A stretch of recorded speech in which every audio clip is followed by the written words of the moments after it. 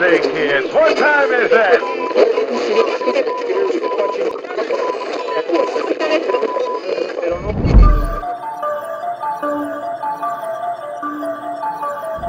Hey everybody, Keith here with another video from the road. It's been crazy. I haven't been home much at all lately.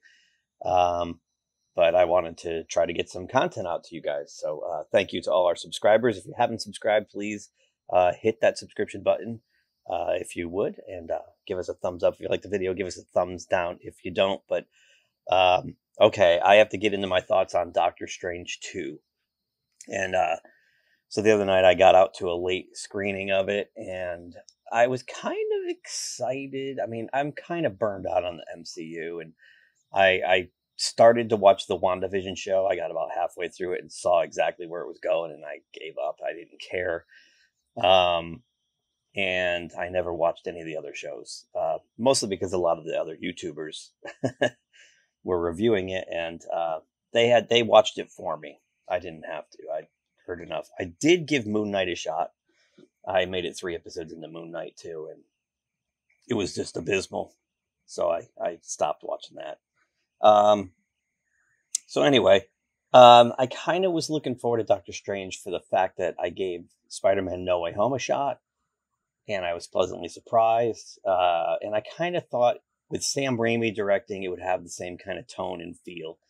But I want to preface it by just saying that I am not a fan whatsoever of the multiverse stuff. I hate it. Actually, let me turn this TV down a little bit. I can hear it. It's distracting.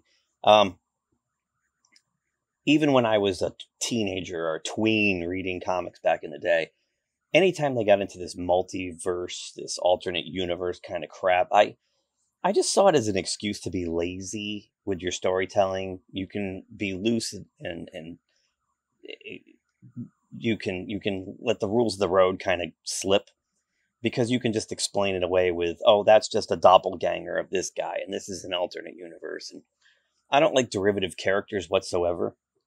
I'd rather just read a story where the character I fell in love with reading the book is front and center, and just tell me a good story with that character. You don't need to bring in, Earth 838 version of Spider-Man, screw that shit. Anyway, so yeah, that was in the back of my head, but I thought with Sam Raimi, it could be fun. The Spider-Man did a decent job with it, so let's see what happens. Wow. So I'm going to get into a couple spoilers here if you haven't seen it already, or if you haven't seen other reviews. Be warned. So the movie opens with a different Doctor Strange, and he's in this weird, almost looks like what's that thing from Ant-Man, the quantum realm kind of a thing, And he's with this young girl, and they're fighting this monster of some sort. It looks like the Balrog from Lord of the Rings a little bit, and we find out that this Doctor Strange is protecting this girl, who's the one that the demon is looking for. And right off the bat, I'm like, uh-oh, here we go, because Doctor Strange, who, I don't care that they made Wong the Sorcerer Supreme now. Doctor Strange is the Sorcerer Supreme, and he's very sloppy and gets himself killed. So right off the bat, I'm like, well, he turns his back on this thing, and it's like to have a conversation. I'm like, these things have become, they always were actually very formulaic, but they've gotten to a point now where the formula's dumb. The formula's being dumbed down. So we fast forward from there, and we get to our Earth, our 616 Earth, for you Wikipedia expert Marvel people out there. And the same girl is running. Like, our Doctor Strange wakes up, and it was all a dream. Oh, it was all a dream. I was dreaming this weird thing where it was a different Doctor Strange, or it was some variation of me, or I looked different. And I died protecting this young girl, and then there's commotion outside, and there she is, and she's running from a new monster who I almost burst out laughing. I'm like, wait a minute, this looks a lot like Starro from the Suicide Squad movie. I mean,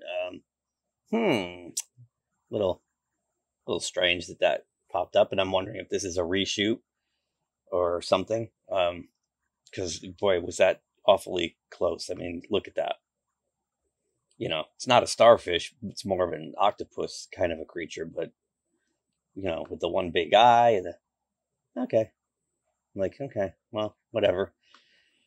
So Doctor Strange decides to try to fight it off and save the girl and blah, blah, blah, blah. And then Wong shows up and we find out that this girl's name is America Chavez, the star of a failed comic book run, several failed comic book runs from the all new, all different Marvel. And she apparently has some sort of dimension hopping power that she can't control, but someone wants to take it from her. So Doctor Strange decides that he's going to protect her. And they reason out that it's witchcraft that's the source of the demonic powers coming after her. And he says, well, I know somebody who knows witchcraft. And he goes to visit Wanda. And here's where, in my brain, somewhere, maybe I think it was right here.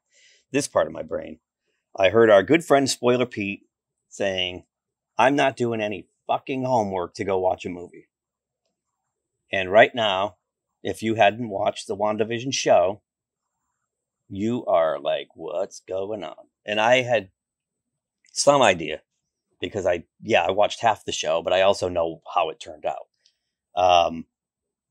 But man, if you don't, you might as well get up and leave right now because you're going to be completely lost. So Wanda's in this apple orchard and she's acting like everything's fine. And then she reveals to Steven that she's been using the Darkhold because, and this is where I just glazed over and I said, oh my God. She said she sent those demons after Chavez, which, why? Just go get her yourself. You're like the most powerful being, you know, or one of the most powerful beings in the Marvel Universe. Why don't you just go get this teenage girl yourself? It just makes no sense. This is so poorly written, and we'll get to that in a second. She just wants to be with her kids that aren't real. So her motivation is that she's going to kill anyone and everyone she can to get to a universe where she can be with these children that aren't hers or she didn't birth. Kill the other version of her, apparently, because she's going to have to step in and raise these two children. And like being a genocidal maniac gives you any sort of mothership qualities whatsoever. I mean, that's beyond sociopathic, psychopath behavior. I mean, like, yeah, you should not be mothering anything. So, so what happens next? I mean, this is like really, I literally started glazing over. I was like, oh my God. She also does the old, you're a bad white man, Doctor Strange, because you decided to give Thanos the time stone and look what you caused. And yeah, but the needs of the many outweigh the needs of the few or the one. And Strange had already gone and explored every possible option. He had one option left. That's the difference. This is not some self-absorbed obsession that Doctor Strange had, unlike this Wanda. I mean, they have completely deconstructed the Wanda character. Some people have called it a character assassination. Absolutely. Obliteration is more like it. You know, and it's funny because they're borrowing from the House of M storyline. But when you pluck like the main plot from a comic book arc and try to jam it into some, you know, made for cinema narrative, you end up with this kind of a disaster because the backstory around it, the supporting characters around it, nothing makes much sense. When you come in surface level, kind of like I did because I didn't watch the show, you come in and you listen to this blathering dialogue and you're sitting there going, what the F do I want to watch this for? It's just, it's really, it's I hate to say it, but it's like high school level drama, and it gets worse. It's CW kind of stuff. So anyway, she reveals that she's evil Scarlet Witch. So Doctor Strange retreats back to Wong to kind of let him know what's going on. And Wong's like, we have to go to Camartage because the Sanctum Sanctorium is no longer safe, because he told Wanda that Chavez was at the Sanctum. So clearly she's going to come for her now, right? So they go to Camartage, and they have to fortify it with all the wizards in training, and they put up this shields, and it's like, seen this before kind of thing. And Wanda shows up in her new evil costume, which kind of is plucked from the books, which is kind of cool, because before Disney had the rights to the Fox X-Men characters, the whole mutant verse, they couldn't kind of put her in that, and they couldn't call her the Scarlet Witch. So now they have a reason to call her the Scarlet Witch. Scarlet Witch is now her new evil nickname. So she shows up, and, predictably, as predictable is, just hammers them into almost oblivion, and off we go. So at that point, Chavez panics. I guess what happens is every time she panics, has a panic attack, the portals will open to another universe or a multiverse, and off they go. So she grabs Strange, and they go plummeting through all these different universes, and we see a comic book version of them and a watercolor version of them, and just paint goo, or it's just weird, and they're just falling through all these things, and they land on Earth 838, I think they said it was. And Doctor Strange is captured and brought before the Illuminati. And I gotta say too that throughout this whole thing, and this is symptomatic of how bad the writing is there's repetitive dialogue constantly through this thing. There's one scene in particular, well, two scenes, because it's repetitive, almost word for word the exact same dialogue. When they're at the orchard, and she says, I want to be with my kids, blah, blah, and Doctor Strange says, they're not your kids, you don't have any kids, and that's, and then the next time they run into each other, they have the exact same conversation, word for word. And I'm like, did anybody proof this? So part of the other problem is this CW level melodrama. You've got Wanda pining over Vision, and she wants to be with these two kids that aren't real. And then you've got Doctor Strange in every single universe just pining for Christine Potter, who at the beginning of the movie got married. And there was supposed to be this interaction between Strange and her husband that never happens. And so she marries off, and then he spends the rest of the movie, in every Doctor Strange spends the rest of the movie whining and bawling over the one that got away. And it's exhausting, because it's hard to be emotionally vested in characters that are flat and two-dimensional. And these characters are flat and two-dimensional. And I like Benedict Cumberbatch, and I think Elizabeth Olsen's great, and I like Benedict Wong, and I think there's nothing wrong with the acting in this film, but they're given such garbage. And to be able to play it straight, spewing this CW level teen soap opera dialogue is really, anyway. This movie was only 2 hours, 6 minutes long, and it felt every bit of 2 hours and 6 minutes long. So back to our story. He goes before the Illuminati. So we get treated to a bunch of cameos that half the audience gasped at, like they didn't know they were coming. We saw John Krasinski from The Office as Reed Richards, Mr. Fantastic. We saw Captain Pike, Anson Mount himself, as Black Bolt from the Inhumans, actually in costume, that was kind of cool. And then the big one, then we saw Peggy Carter as the what-if version of Peggy Carter's Captain America, grown.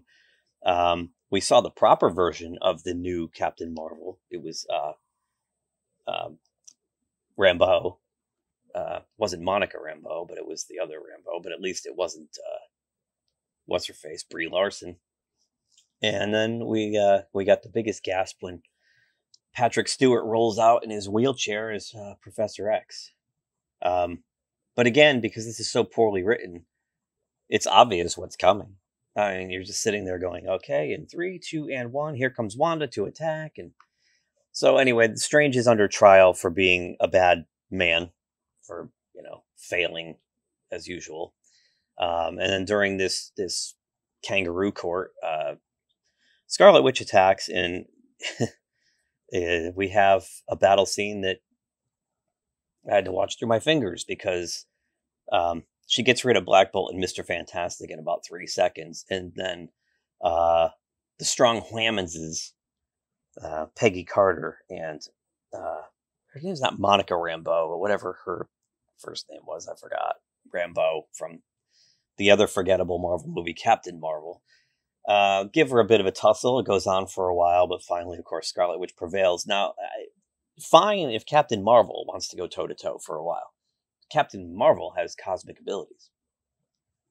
Peggy Carter do not. So anyway, so we have the Whammonses battle it out, and of course Scarlet Witch prevails, and then she decides to use another power from the Darkhold, which is what they call it, dream walking. Now, so since she's having trouble dealing with things herself, she decides to put herself into other versions of herself throughout the universe, all the multiverses. And one scene, she possesses herself and has a fight with herself at some point, and then her kids are traumatized by it. So then she's traumatized that she's, had these acts of violence in front of these innocent children. It's just like it just starts. The whole thing I started clouding over. And the other problem I had with this, and I know I'm really beating on this, but I'm going to be honest, I hated this. When you're spending a good chunk of the movie in like CGI land, with like, all kinds of colorful things happening and weird images, you're not grounded in any sort of reality. You just don't give a shit after a while. You're just like, whatever. Like, I'm just watching a bunch of shit thrown at the screen. And then when you're going into alternate universes where semi-familiar locations are, again, distorted, and maybe it's for you. It's just not for me. I was bored beyond belief, and I kept looking at my watch. I'm like, how much longer do I got to deal with this? I wanted to get up and leave, but I figured I might as well stay and give my honest thoughts, give my review to it. So anyway, so she's dream walking, and then Strange goes into another universe at some point. Like, I remember Chavez gets captured, and she's in this glass tank, and the Christine Potter of Earth 838, by the way, knows more about the multiverse and how it works, and these like safe places in between them or something, these pockets in between them. Like, she knows more about it than Doctor Strange does, right? But she's just a mere mortal. But what can I say? The Whammonses know everything. So she tells them how to do all this stuff. And anyway, so Chavez, suddenly a new power manifests, because we know the thing with Chavez too. I know I'm all over the place. I'm sorry, but we don't really know anything about her other than that she has this weird ability to open multiverse dimensional rips, and when she gets agitated or upset or scared, and that she has 2 females as parents who fell into one of these dimensions. We don't know anything about her other than that. She's basically a MacGuffin. So at this point, she gets a new power. And we're treated to a new power that wasn't part of her. She didn't explain this at any point in the movie, but she has super strength now, and she punches out of the glass thing. Anyway, Strange ends up in this other universe now where he finds another version of himself with a third eye on his head. And they have this battle because the guy with the Strange with the third eye actually has the Darkhold book. He has it on his belt. Oh, God. Yeah, because the whole time they're looking for the Book of Vishanti, and then it gets destroyed, so they decide that they need to copy the Darkhold, and then we find out that Wanda goes to a Darkhold, and there's a statue of her there, so, like, the Darkhold's not really a book, it's a structure, and the books are based on the structure. It's all over the map. So the 2 Stranges fight each other, which was, I thought, the coolest part. They throw, like, musical notes at each other. That was kind of cool. That's where stuff like that is where Sam Raimi really shines. Anyway, and Strange gets hold of the Darkhold book, and he's like, "This is the only way I can stop Wanda," and he turns himself into multi-limbed zombie Strange. Again, very predictable at the beginning of the film. They buried the Doctor Strange that died in the prologue, and it's that the those obvious foreshadowing shots where the camera pushes in on the grave after the camera, like, okay, he's being resurrected. Like, it's so paint by numbers, predictable stuff. So then, of course, they have the big battle, and Doctor Strange gets kind of vanquished. Meanwhile, Wong had already gone up to the Darkhold Fortress to fight Wanda. He's hanging off a cliff. He gets his way up there. He helps battle these monsters that she has protecting her, these security guard monsters, if you will. And she can't be stopped. And then in a moment of clarity, she realizes, I have to be stopped. And down she goes. And she sacrifices herself for the greater good after murdering thousands and thousands of people. And we're supposed to clap. So, yeah. And then that's the Darkhold Doctor Strange. But, the epilogue, the credit sequence, we find out that our Doctor Strange now has the same third eye because of messing with the Darkhold. So, yeah, not good. So, here's one of the issues we have with this. Here, it's the writing. Marvel clearly has a directing problem right now. They've got marquee directors that are quitting, and some of them that are being replaced with are independent film directors who don't know how to handle big budget. And I think a lot of that is because with the money they made off the first 3 phases, that the thing's on like autopilot now. So now they're bringing in cheap, unskilled labor, and they're basically just saying, you can handle these little things. We're gonna nursemaid you through the rest. Like all the action sequences and stuff are all second unit. They don't direct that stuff. And that's kind of what happened to Sam Raimi here. I mean, the stuff like with zombie Doctor Strange and the fight with the musical notes, that was classic Sam Raimi. But the rest of it felt very stilted the way it was directed. A lot of 50 millimeter over the shoulder shots. Nothing crazy like you'd see from a classic Sam Raimi movie with a lot of camera movements and things. It was just kind of the dialogue was just abysmal. So I had to come look up the writer here, Michael Waldron, and look at his credits. So I'm on the wrong page here. Let me go back. So if you look at Michael Waldron's filmography as a writer, it's very short. So he wrote 1 episode of Rick and Morty. So he was basically a staff writer or almost like a writing intern at Rick and Morty. He was a staff writer at Loki, where he did 2 episodes. And from what I've heard of Loki, that's nothing to brag about here. He wrote a short called The Black Hole. I don't know what that is. 2 episodes of this TV series, Heels. Again, staff writer. He's in the writer's room there. And then he's handed a $200 million film. So this is kind of what happens. So I looked at his wiki real quick, and I see 35 years old, and there's the filmography. So right away we see the problem. We've got a writer's problem here. This was so poorly written. The character Doctor Strange is, I don't want to call him a sidekick in his own movie, but he's definitely kind of along for the ride and needs to be informed by everybody around him what's going on in a way.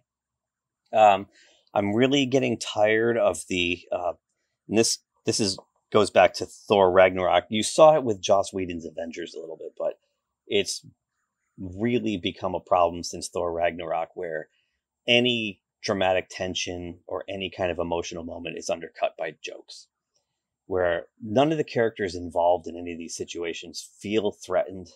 There's no weight to any of these situations because they just kind of joke their way through it. And that, when you take all the tension away from something, it's you're left with a blank slate, a piece of vanilla pie. Like, it's just, I don't know. Like I said, it's weightless. It just, I could care less. I really could have cared less during this. So, um, yeah, I thought this movie was horrible. I don't blame Sam Raimi.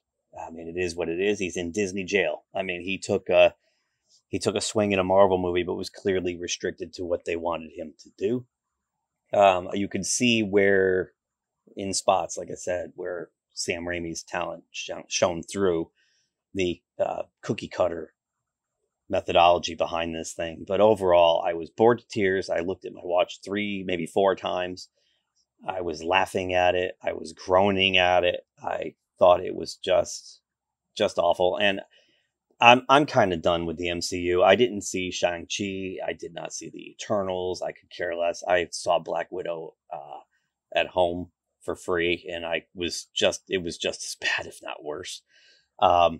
It's just, I think this is over. I think the Marvel Cinematic Universe has shot its wad, and I'm seeing now that Kevin Feige, and Gary from Nerdrotic has said this a lot, had a lot of help in the early days. He had Jon Favreau's, and he had Kenneth Branagh's, and people like that standing there making these films, the Joss Whedons and whatnot. People who understood the material, understood how to make big budget fanfare and things like that. And I think Kevin Feige has become the Roger Goodell of the MCU. He's just a corporate yes man. And he buys into what he's told to buy into. He clearly decided that the woke revolution was the way to go, and it has shown in the products. It's just been bad from Captain Marvel on forward, with the exception of the 2-part Infinity War. Although I thought Endgame was crap too. I did not like Endgame at all.